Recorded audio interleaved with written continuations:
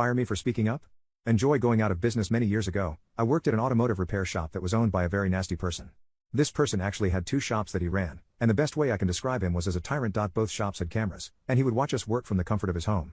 If he saw something he didn't like, such as taking a 5-minute smoke break, or not sweeping for half a minute during downtime, or if he just wanted to bust balls, he would call the shop and harass us. Or better yet, at times, show up and harass us in person. In addition, he would regularly berate us for no reason, threaten to not pay us because the shops weren't busy, and would have an absolute meltdown if you dared question his authority. It was spectacular, in the worst of ways. After working for him for a few months, and dealing with his shenanigans, and getting sick of pointless arguments with him, I started reconsidering my employment there. Around the same time, the owner decided to move me from one shop to the other, really for no reason other than likely to try push me out, as that was what he did with the few people that I had already worked with.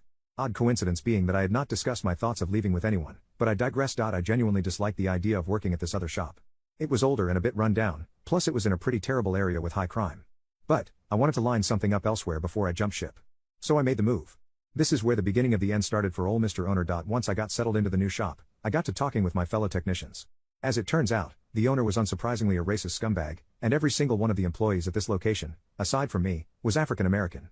I'll spare you the details, but let's just say it's a miracle that the owner came into the shop, said what he said, and walked out breathing. In addition, he would regularly send people home with no pay for the day just to be an ass. This went on for a few weeks, him coming by, being nasty to all of us, and I was over it, and was just about to leave as I had lined up other employment. The other techs were also over it. I went to give the owner my 2-week notice via phone, discreetly, which I should have known wasn't a great idea, and instead of discussing it like a human, he decided to come down and talk face to face.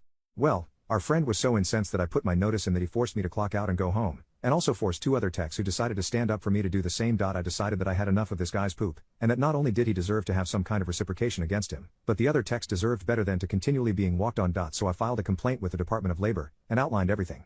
Within a few days they had launched an investigation, and of course the owner found out who filed the complaint and called the shop, and gave me hell about it, stupidly, because the phones he had were on recorded lines. Guess who I had request to listen to that conversation? In the end, I was terminated by him prior to my 2 weeks being up, as were the 2 techs who stood behind me. I filed for unemployment, which he fought me on by filing appeals with a judge, then not showing up 3 times in a row. This prompted the judge to bar him from requesting appeals against me, and granting me full unemployment pay. Months later I got a written letter from him extending an apology and offer to work for him again. 2 months later, I got a letter from the Dole saying that the investigation was closed, and that he had been found guilty of multiple charges and was barred from operating a shop or any other business in the state for several years.